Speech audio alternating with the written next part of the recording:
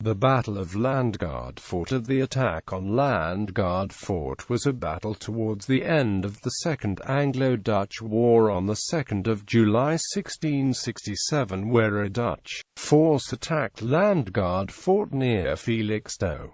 It was intended to clear the way for an attack on the English Royal Naval anchorage at Harwich. After repeated attempts, the Dutch attack planned by Michiel de Ruyter was repelled, and as a result the planned attack on Harwich was abandoned. It was one of the last battles of the war in Europe before the Treaty of Breda was signed. Background: in the aftermath of the Great Dutch victory on the Medway in June 1667, Michiel de Ruyter now had command of the Thames estuary, which allowed the Dutch to establish a naval blockade of London. Further attempts to operate in the Thames met with less success, and so at the start of July de Ruyter decided to attack Harwich, the next good safe anchorage up the coast from the Thames, and a naval base since 1657. Before they could attack Harwich itself, the Dutch needed to neutralize Landguard Fort as the port's outermost line of defense. Landguard Fort is situated on a spit of land that runs south from Felixstowe across the mouth of the River Stour and River Orwell estuaries, and was built to protect the anchorage at Harwich on the opposite side of the estuary. The governor of Landguard Fort was Nathaniel Darrell, and was defended by 400 experienced musketeers of the Duke of York and Albany's Maritime Regiment. The fort itself had 40 cannons, with approximately 100 men and officers for gun crews. Battle: de Ruyter split two of his squadrons in the attack, with one squadron operating inside the estuary and one out to sea. As they moved forward, they came across unexpectedly shallow water, which meant that the attack from the estuary was totally abandoned. But Seward's squadron could fire a few shots at long range. He had intended to support this attack with naval gunfire at relatively close range, but de Ruyter still pressed ahead. The Dutch now sent the Marines in 2 boats and rowed to shore with some 1,500 Marines and 500 sailors under the command of Colonel Thomas Dolman, the English commander of the Dutch land forces.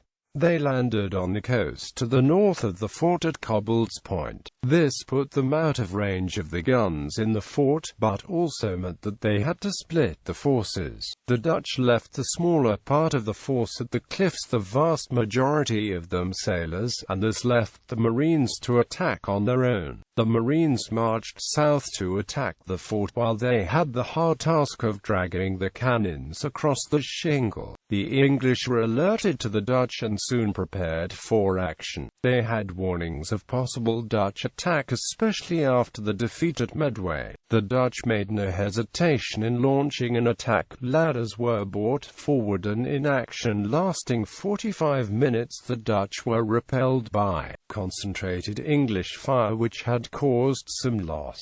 The Dutch, however, did not give up. They reorganized and launched a second attack. This time a small English galliot had joined in the action, firing grape shot at the Dutch soldiers on the shore near the fort. The shingle on the beach, sprayed by the shot, acted like shrapnel, causing the Dutch many casualties. Dolman was killed in this attack, which created confusion, and less than 15 minutes later the leaderless Dutch Marines retreated, leaving the ladders and other equipment behind.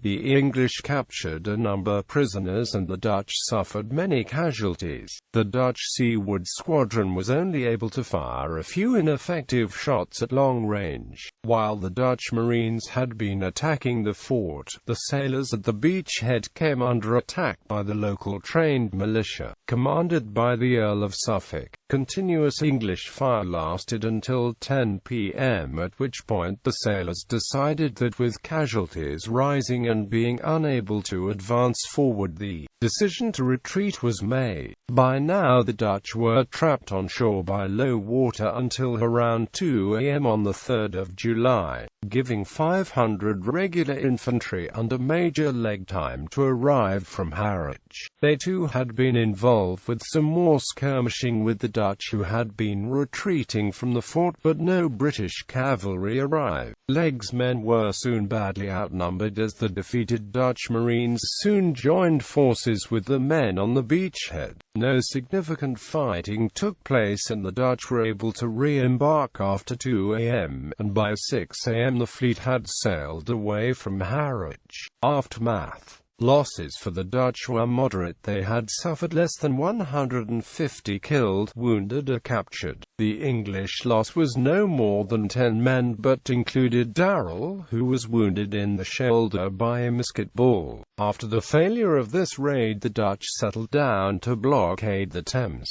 De Ruyter sailed off to cruise up and down the English Channel, leaving Admiral Jan Jansz van Ness in charge of the blockade, which lasted until the end of July. Further hostilities were ended by the Peace of Breda, which was signed on the 31st of July 1667. Legacy. The attack was perhaps most noteworthy for being an early battle honour for both the English and Dutch Marines. The Dutch Regiment de Marine had been founded by Michiel de Ruyter in 1665, and had won its first battle honour at Chatham during the attack on the Medway earlier in the year, and they would later become the Netherlands Marine Corps. The garrison of Landguard were provided by the Duke of York and Albany's Maritime Regiment, raised in 1664 and one of the earliest precursors of the Royal Marines. The defensive Landguard was the first battle honour, and it is recorded as the site of the last opposed invasion or attack of England. The fort to this day is still in existence and is open to the public.